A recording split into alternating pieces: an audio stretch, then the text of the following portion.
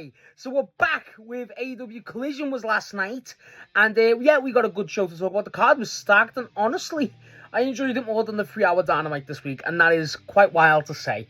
But yeah, quite a stacked card, and quite a good interweaving of everything. It felt like everything had a place, which was weird. So yeah, let's talk about it, and hopefully we all have moments we enjoy. So, the show actually opens up with Tommaso Ciampa's entrance, and he joins the commentary team of Shivani and McGuinness, which was a bit out of nowhere. I didn't get that. And then it cuts backstage to show the Conglomeration and Takeshita, where basically they're saying to Takeshita, don't worry, you know, we got your back, you know, we don't like the Don Callis family either. And Takeshita's like, yeah, that's cool, bro. And then he give Takeshita a backpack for his belt, and he's looking at it like, what the hell? But it's just also like, I don't know if Takeshita's going to join the Conglomeration straight up, but the fact that he's an ally, and honestly the fact that he's got friends, as we'll talk about later in the show, is pretty cool. I'm happy for him that he's got some actual friends now. To this though, because the Conglomeration, I've got a match, and it's the first match of the night against the Don Callis family, and it does show the Don Callis family backstage too, where they're just pissed at Takeshita and the Conglomeration, saying they're going to claim the belts, which at this point was good. This Don Callis combination, is Rocky Romero and Trent Berretta, RPG Vice, with Lance Archer. Lance Archer just says, everybody dies, and that's it. And then the match takes place. The match is fine. The match is it does overstay its welcome. It's definitely not the strongest opener they could have done. But I think it's a fine match. I think it was fun enough. Cassidy's just great in it, as you expect. And all of them have great chemistry. It just wasn't really all something for me. The main thing I could really think about in the match was obviously Trent Berretta and Orange Cassidy, which Trent Berretta does do that. He kisses Orange Cassidy's head. The Conglomeration obviously do win. They retain their belts. And obviously, it is kind of a weird moment. After it, though, we do obviously, get a bit more stuff with these two teams later on, so we'll talk about that later. But the match itself, bell to bell, was fine. It didn't really grip me. I was kind of watching this one, and I was like, okay, this is kind of, there's not much to it. It was a bog standard Collision match where, you're not going to get all hitters, but it was still pretty decent. So that was the main thing. But yeah, definitely not the last we'll see of the Conglomeration and the Don Callis family tonight. But for what it was fine. It was worth it. I thought they'd have more stuff with Ciampa involved, but they didn't. I still didn't get why Ciampa was there. Just because he hates the Conglomeration, I guess. I just don't get it. But either way, yeah, he's there, and that's kind of it. After this, we actually get our women's tag team title match, which is the Divine Dominion, Bayne and Lena Kross against TayJay, which I thought this was a straight-up match, but it's not. It's an eliminator with the 5-minute limit. TayJay looked pretty okay. They didn't look great, but they didn't look bad here. Definitely a lot more chemistry than I realised they had, admittedly. And they last the 5 minutes, which is good. And Lena Kross and Megan Bayne look absolutely distraught. They're more shocked that someone could have actually done it, and that's what I really liked about that presentation. This obviously sets up a title match between these two. It's nice to see Divine Dominion actually getting stuff to do that isn't just squashes. And honestly, it was good actual use of the effect of the eliminators now, because a lot of the time, like, I know we just had Kyle O'Reilly with one, but, with the Divine Dominion, you knew it was going to happen, but the fact that it was still eliminated, they could have just made this the title match, but hey-ho, it's fine. It's something both teams to do, and it just exists to kind of set something up, but it does that well, and honestly, I'm just happy it gives both sets of women stuff to do. After this, we actually get our Tommaso Ciampa promo, which, yeah, makes sense. And he's calling out Chris Jericho, and everyone's like, why did he do it to Chris? Why did he attack Chris Jericho? And he goes, Jericho knows what he says, and I've got my reasons for Chris Jericho. And then he pulls out a list, and it was 1,004 reasons, which was pretty fucking funny. And he just lists some of the reasons off. He goes, I don't like the jacket, I don't like the armbar, I don't like the hair, and then people start chanting bald. And then he goes, hey, I'm not Ricochet, don't you talk that shit. And then basically just calls Jericho out. I thought Jericho was going to come out, he doesn't, so I'm still not over the moon with Ciampa being with Jericho. I feel like that's just kind of a step backwards for him. But you got to do it at some point, I guess. I just think Ciampa, I wouldn't have been mad at Ciampa being Neowen. Admittedly, I think that could have been a fun little call.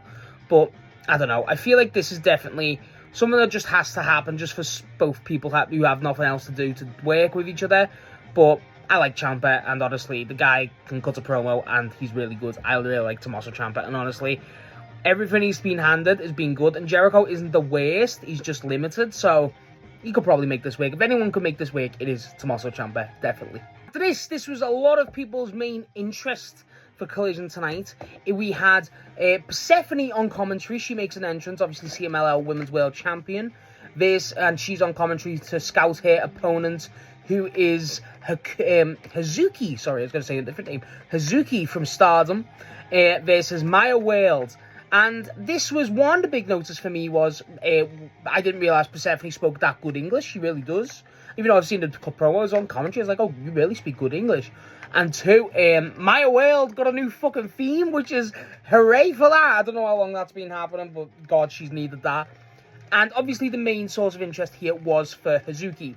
Now, I like Hazuki here. I recently watched Mercedes versus Hazuki from 2 years ago in 24, which was obviously a really good match, and that was my first introduction to Hazuki. And I really enjoyed that match. Do I think this is as good as that? Hell no. I think Hazuki, what she does here that's really good is, one, she sells the resilience of her and the athleticism, which is, like, insane. But also, she manages to uplift and sell really well for Maya Wales. Maya Wales looks pretty good here, and I've heard a lot of people, including MJF, really hype up Maya Wales, so it's like, well, okay, there must be something here, and I kind of get it, you know what I mean? I'm not saying she's great, but, like, there's something definitely there. And, again, Hazuki's great. She's, a lot of the time, she's pointing at Persephone. Persephone's like, I want to face Hazuki, like, she's one of the best in the world, and watching from this match, she clearly is. But there's just so much there. Like, again, Hazuki's very nimble, if lack of a better term. Like, she's very hard for Maya Wales to catch. And when Maya Wales does catch her, she does hurt her. But, like, these Stardom girls, even from their limited Joshi I've been watching, they can sell like hell. And Hazuki's a perfect example of that. That's what I really enjoy. What I thought was really good here about Hazuki's presentation was she was presented as an actual, like, star coming over, like a special attraction. And it sounds stupid. There wasn't, like, the presentation in terms of the entrance or anything. But it was just, like, the hype up and how they're speaking about her on commentary, how Maya Wales reacts to her. Like, it's definitely a real big match. And Hazuki gets the win, shock. And she does call out Maya Wales. It's not as clean-cut as what people expected. I was surprised about that. But I found that I kind of liked that. I thought that was really good. I thought this could have possibly been match of the night. It wasn't. It wasn't my match of the night. But then it was kind of more just an elevated showcase for people like myself, really, who don't really know Hazuki. So that was the main thing. But as overall, I thought it was a great introduction to Hazuki. I thought people who have not watched her before or watch a very limited amount will get a good feel, get you more excited for the Persephone match. Obviously, I'm more aware of Persephone. Persephone obviously is first time we've seen her since the being misted. She talked about that she's got like a big black eye. I thought she'd be a bit more heelish. She's not. I'm a big fan of Persephone anyway, and honestly, this makes me really excited for this match. I cannot wait for Persephone versus Hazuki. That's going to be really fucking good. After this, we actually get our Ring of Honor pure champion, Lee Moriarty, getting Dynamite minutes. What is this life? That's really fucking good. I really like Lee Moriarty. And, I didn't know they were building up a match with him and McGuinness again. Shane Taylor does join the commentary team. And what I liked here is so it's a squash match. They have him against... is it like Timmy Bobsy or something? I'll give you 1 sec. His name is Tim Bosby. Yeah, whatever. Right. As an actual match, it's fine. It's a squash match. It's what you expect. The main thing that's fun as hell is the rest of the Shane Taylor promotions are outside. And I'm just happy these guys get minutes. I really am. Lee Moriarty's such a piece of shit and so cocky. I love him. And then after it, the infantry and all that are out. So like, yeah, everyone's going to be wearing tiger masks, shit like that. Just really hyping them up. And I think the infantry are funny as hell. But then as soon as they start getting a bit too cocky, you hear the same famous signatory, fucking Death Riders, Moxley and PAC with Marina Shafir come out, and they set up their match versus the infantry. Now, this match was my match of the night. I thought this match was great. Even it's in that order, the main event, obviously. This was great. I thought that how fun this match was. It really shows, one, how good Shane Taylor promotions are. I thought they're excellent. The chemistry, just the personality that they exude is so fucking good. Honestly, I'm so happy they're getting minutes now. Because they deserve it. They're so good. Even Shane Taylor in commentary is just a big-ass dude, and he's funny as hell. And then you got Marina, and I don't remember the girl's name from the infantry, well, with Shane Taylor Promotions, but she's getting into a bit of a squabble with Marina. Like, she pulls one of the people back. I think it's PAC. And they really fucking... And then Marina just stares out and goes down. Like, that was sick. What I liked was it was a lot of focus on PAC. like PAC getting double teamed and PAC getting the shit beaten out of him, which, you know, normally I'm not against that because PAC's the fucking man. PAC's incredibly good. So, but what they really presented was Moxley being just a fucking demon. Like, people are terrified of Jon Moxley. And I really love that. I think that's definitely the way to present Moxley sometimes. I think they do kind of lack that. What I thought was really good here is when Moxley's hot. Normally, hot tags are very predictable and they're very samey, you know what you're getting. But Jesus, this really worked because it's Moxley, and like Moxley just takes them all out. Him and PAC have great chemistry. I'm just happy to see Mox and PAC actually team. I'm just a big fan of both guys, and it gives them fucking minutes. They get the win, what you expect. It was a really good win. They fucking just hit him with the fucking the stomp and the fucking cutters. Moxley takes the two of them on like they're nothing. And like, I like the infantry, they're great. But it's like, it's good that Moxley's just that level above. And it really presents Moxley as a genuine just demon of the roster. That's what I like. They do get the win. And then Moxley joins commentary, which is funny as hell. PAC just gets out of there. And Marina kind of wanders about. But the infantry do get out of there, which is pretty fun. And there's like, they chase Shane Taylor away, which was funny. Just seeing him run. I liked it. I like this. This was just fun. It didn't need to be like a insane match. I'm just happy one Shane Taylor promotion to get in time. I think they're really good. I think they're really fun. But then also, I really enjoy how they presented Moxley and the Death Riders. Everything about it, it's fun. It doesn't need to be like a serious Death Rider match all the time. And I really appreciated that they just went, fuck it, let's just have a laugh. And it really is the comedy wrestling. But like, just that Sean Dean and Bravo are just so fucking funny. They're so charismatic. They're so good. And the tag sequences they get are pretty fucking good. So, push them. Honestly, I'd rather them be taking on Cage and Cope than the Dogs. Straight up, I really would. But, what do I know? Either way, this I enjoy. And Moxley stays on commentary for the next match. And the final two matches, actually, which makes sense, obviously. But, I really enjoyed this. I thought this was fun. After this, we actually get a couple of promos. Backstage, we get the Triangle of Madness, where it's Tekla and obviously Julia Hart and Skye Blue. And Tekla's on her shit, as you expect. All these dumb bitches. And she's basically talking about the Owen, because obviously she's the champ. Whoever wins it gets to face her at All In. If she retains the belt, obviously. And she goes, all these dumb bitches. And then she gets asked about who she's bothered about in the Owen. She goes, the only person I'm worried about is you, and points at Skye. And then her and Skye have a bit of a front off, where she's like, what are you going to do? You know, you think you're going to get injured again? Stuff like that. You know, really antagonizing. And they're about to go at it. And then they just start laughing and hugging each other and goes, oh, we're not the same like everyone. We're just friends. You know what I mean? So it's like, I don't know if they were actually building something there, but it seems like they are just all on the same page, which is good. And yeah, that's kind of it. However, the second promo backstage popped me big. So it's the Conglomeration again, and they're just talking about Takeshita. They're saying, Takeshita, don't worry, if any of the Don Callis family come out to help you to attack, don't worry, we've got your back. Takeshita's not there. And then Roddy goes, Kyle, what is that thing? It's starting to creep me out. And it's like this spinning umbrella. And then it reveals to be fucking Lio Rush. I popped hard. I fucking love Lio Rush. He goes, the rain. Then Cassidy takes his glass and goes, nobody move. And then Lio Rush just slides across looking around. It's so fucking good. I love this gimmick. I don't care. It rain. It's nice. It's fine. I fucking love him. And then, like, Kyle O'Reilly goes, he gives me the heebie-jeebies. I fucking love this. Do whatever you... Honestly, if you get Lio Rush just hanging around, kind of like their new kind of adjacent to what Danhausen's just doing, but just weirding people out, I'm all for it. I just keep the guy on TV. I fucking love it. I loved it when it originally started. I love it now. Just keep it going. It's fucking great. But yeah, I popped hard for seeing Lio Rush. That's what the fucking... The rain.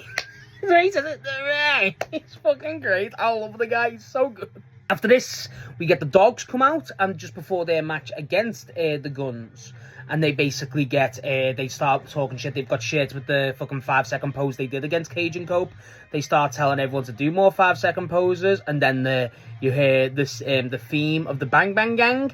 And they actually do the Bang Bang Gang entrance with Ace Austin.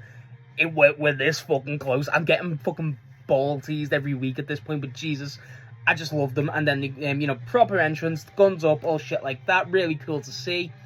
And the match, I mean... The Guns, I don't know if it's because we haven't seen them properly in a while, but Jesus, they've improved. Especially Austin. Austin's really improved. I like Austin Gunn anyway, but he looks great. The hot tag benefits him. He's the better of the two, clearly. And obviously, you know, the Bang Bang Gang don't stay outside. Moxley's obviously cheering on the dogs, as you expect. Calling shit for David Finlay and Clark Connor's pants. And I didn't like this match going into it because I think you shouldn't have presented the Guns to lose straight away. But the way they did, I liked it because they really made it like people be pissed because the Guns lose shock, but they do it because they're having a good match. It's a good tag match. Colton looks pretty good, which is a shock, but Austin really steals it. Clark Connors is what you expect. David Finlay's meh. I'm still just not buying him. And then what they do is towards the end, so the basic tag shit is really good. Like I say, it really was good athleticism, a lot of kickouts actually. And I thought it just makes you want to see more of the Guns. I think that's what's interesting. I want to see more of the Guns. They do their own 5-second pose in the match, and then they do the suck my dick thing. Obviously, I love that. And they're going for the finish, and then they distract the ref, and David Finlay hits Austin Gunn with the Shillelagh, and then the dogs get the win. Which is a bit, like, it's a good way to present it. I do, because I think it makes the crowd obviously be pissed, gets more heat on the dogs. But then also, what I liked about it was the Guns clearly are like, okay, I like the Guns. Like, you know what I mean? People like the Guns going into it, if they never anyway. Obviously, AEW's dealing with a lot of new viewers, and they don't know fucking how just good the Bang Bang Gang are. So, and the Guns are a big part of that. So I'm happy that they're at least getting time. Just make it consistent. What happens after the match is the dogs go to attack the Bang Bang Gang again. And then when that happens, Juice and Ace run out to save them. I thought Juice and Moxley were going to have a moment again, but they don't. And that's kind of it. That's what I like. And even like Moxley's putting over the Bang Bang Gang and the Guns. They're like, oh, I like them. They're pretty good, you know. And it's like, yeah, fuck yeah, Mox. You know your shit. You know ball. But yeah, as an actual match, pretty good. Nice little show out for the Guns. And honestly, I really liked it. I'm just happy they're back. I'm happy Austin's back. I'm happy they're all back. But yeah, should have kept the Bang Bang Gang outside the ring though, because that shit when they do that, they're so charismatic, they're so funny. Juice being outside the ring would have been hilarious. After this, we actually get a confirmation of what they're going to be doing with the TBS belt. Now, with the TBS belt, obviously it's been vacated via Willow Nightingale.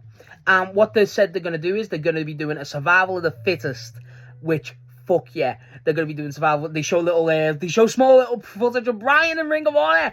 Peak! Best moments of the night. But, yeah, they announced they're doing a survival of the fittest, which is pretty cool. First time they've ever done one in AEW, which is nuts. They didn't announce who's going to be in it. You assume Marina Shafir is going to be one in there. I'll probably make a separate video, but my call to win that would be either Shafir or Aminata. They're my two. But, even Shirakawa could be a good call. But either way, that's what they're doing for the TBS, which is pretty cool. Honestly, I thought we'd be getting a tournament, but a survival of the fittest is definitely more of a unique way, and honestly, I kind of like that a bit more. It makes it a bit more interesting, and obviously with the Owen going on, it makes a bit more sense to not have two tournaments running coincide. Makes a lot of sense. Very good call. After this, we actually get a standby match because Lee Moriarty's match didn't go long enough. It's the Don Callis family. We get Jake Doyle returning in ring, teaming with Brian Cage. I like that. I like that a lot. I was thinking, are they going to go back to Davis and Doyle? They're not. It definitely doesn't have the same feel as what Davis and Doyle was. Davis and Doyle was two rabid motherfuckers, and now it's just not that, but I kind of like that. Brian Cage is obviously great. They go against two guys, Jimmy Wild, and Tommy Mars. I've never heard of them. They do fine. It's fine. It's a fine match. It's a showcase. Nice to see them both back on screen. I'm just happy to give Brian Cage something to do. What I do like is after it, they're about to they're hanging around so you're waiting. You're like, what's gonna happen here? And you see security going, come on, you gotta go. And they're about to front them, going, what happens? And then you hear Takeshita's music, and they go to stand and go for Takeshita. Takeshita walks out on his own. He gets the belt and rubs it in the face. Yeah, bro, Takeshita's the fucking man. I'm gonna be saying this every week. Takeshita's the fucking man. He's just in elements of his own. There's no one close. And he's walking down, and obviously that means it's our main event, which is Konosuke Takeshita versus Daniel Garcia, who makes his entrance. As you expect, he gets hyped up by Moxley. Moxley's still on commentary. Versus against each other for the international belt. Still a bit surprised they did Garcia straight away, but I'm not against it. What I loved about here is Garcia, I'm a big fan of. I'm a big fan of Danny Garcia, where I think he's a great technical wrestler, and I think he's definitely becoming just funny as hell with that loudmouth, you know, that vibe he's got now. But he kind of mutes himself, like he's very technical here, and it's one of the best Garcia matches we've seen for a while, which really happy to see. And of course it's against Takeshita, it's fucking Takeshita. And I love how they Garcia's just targeting the legs, and I really like it. I like how he does it from the apron, obviously the ankle locks, and you can tell there's a lot more of a brutal side to Garcia. It's a lot less loudmouthy. It's a lot less like ain't no way, which is something that he does, and that's what I do enjoy here. I thought Garcia looked absolutely phenomenal, best he's looked in a while, and I think. I hope we kind of get this a bit more from Garcia in the ring. He's like, obviously, Moxley's really rooting for him. I love how like he cranks it. Takeshita's really carrying the pain. A lot of great reversals from Garcia. Obviously, as you expect, Takeshita goes for the Blue Thunder Bomb, and then his knee buckles and he has to drop it. And that's what I thought. Like, that was great work, obviously, between the two. Fucking masters of the craft. And the chemistry the two had, I didn't realize. I don't know if they've had a match before. They probably have. But I've never realized, like, they've got really good chemistry. Like, really fucking good chemistry. And I thought that was really good. I really enjoyed this match. This or the tag team match with the Death Riders was my match of the night. This was excellent. This is, again, as a Danny Garcia fan, I'm going to like it more. But obviously, it's Takeshita. Like, no one's going to have a bad match with the guy. And it just all works. It just has this great flow, has this great sense of stakes. I do feel like it does have a bit too much of a... I feel like it does, last a bit too long. I think they could have cut a few minutes from it. But, again, that might just be me. But overall, the pace was excellent. There's every bit of impact, every bit of... It was a very intricate match. That's what I enjoyed. Obviously, Garcia being that technical wrestler, they really play into his strengths. And again, that's more credit to Takeshita Takeshita can do basically any style. And how Garcia sells, obviously, Takeshita strikes is excellent. Takeshita does get the win, as you expect. There's not like any like beef after it. Moxley doesn't go front into Takeshita. It's very much that type of thing. And that's what I enjoy. I really did enjoy this match. I didn't expect to enjoy it as much as I did, but I really did. I thought it was a really good match. Really good main event. Felt like a main event too. Which I thought at some point we were going to get the Hazuki and Maya World match as the main event. I thought that was going to be it because of, the implication of, the Owen. But no, they just have this as the match. And obviously it's a title match with Takeshita. And I wouldn't have been against it. I think this was the right call as a match. I thought this match was really good. And obviously, Takeshita's just presence now his aura is just off the fucking scale. But after the match, what was cool is the Don Callis family come down. They're basically Doyle, Cage, Rocky, Trent, and I think there was a few more. And they come to attack at Takeshita, which was like, oh fuck. And then the rest of Moxley's like, I don't like these guys. And then Moxley jumps his headset off and he goes to attack because the Shane Taylor promotions come in and they start attacking too. They start attacking alongside the Don Callis family. And then the Conglomeration run out, Speedball's music hit. And then it's basically just big brawl. Lee Moriarty and Nigel McGuinness have a bit of a brawl. Sean Dean gets hit. Or Sean Dean or Bravo, I forget. Moxley obviously goes in. He's chasing them all away. And they stand by, and then Conglomeration and Speedball's music hits. Speedball comes down and help. And then it's like everyone, they're all chased off. And then it's just Takeshita standing in the ring. Because Yuta, I think Yuta and PAC ran out. I don't know if Claudio was there. And they run out. And that's what I liked is everyone standing. Not everyone. Moxley wasn't in the ring with Takeshita, but like everyone, Conglomeration, Speedball, and even some of the Death Riders were standing there, and Takeshita's looking around like, thank you, and then he holds the belt up. And it's like, oh yeah, Takeshita's in such a better position. And like, he still feels like a lone wolf. Obviously, the Conglomeration stuff is there. But I like how Takeshita feels like a lone wolf. I think that's better for him. I think that fits his character more. Nice little way to end Collision. I thought that was definitely, a brawl. We haven't had that in a while, so I'm going to excuse it. I'm normally not a fan. I think it's quite cheap sometimes. But I liked it. I thought it worked. I thought Takeshita having a bit of that moment again. Just everything about it. Pretty good. And I thought we should have got a Moxley and Takeshita like stare off or shake hands or something, but they don't. There's obviously respect there anyway, but yeah. As a match, pretty good. As it ended, everything about it, I just really enjoyed. Not an insane, mind you, but it was just really enjoyable. And honestly, that's what I'm looking for, and that's what I got. No complaints from me. So yeah, that's everything that happened on Collision this week. Obviously, we get a bunch of recaps with Dynamite, with Kevin Knight and Speedball and stuff. I think it's stupid. One thing I will say is, no Tekla match or anything. Bit stupid. But again, the Hazuki match was pretty good. The main draws were the Hazuki match and the Death Rider stuff, obviously Takeshita too. And I enjoyed that. I thought Don could have been present. I thought Don being present would have been good. I didn't expect to get as much Death Rider stuff as we did. I thought that was really good. honestly, pretty solid Collision. Again, there's not really that much to say. I thought we didn't get no Ospreay stuff, which was interesting. But honestly, I said at the start, I enjoyed it more than I enjoyed Dynamite this week. And even though it was only a 2-hour show compared to the 3-hour, it had a little bit more of a flow, a lot more of like a in-between everything, the Conglomeration, Takeshita stuff. It felt very like just streamlined and focused, and I enjoyed that. It felt... Collision's not always going to be a 10 out of 10 show. It's always going to be fun, but it's never going to be like a show like Dynamite. But this is kind of a novelty of it. It's like, this is fun, this is fine, it serves its job well, and I enjoyed it. Not much to say. I enjoyed it, that's the main thing. And honestly, pretty good Collision, pretty good matches. Not it, like the Guns match, it didn't need to be that good, but it was good, and I enjoyed it.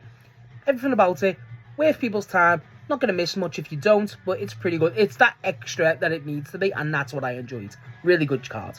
So yeah, that's my thoughts on AEW Collision this week. Let me know what you thought of it. Let me know what you thought of Takeshita versus Garcia. And let me know what you thought of Hazuki if you caught the card. Let me know what your impressions are of her, because her and Persephone is going to be a very, very good match.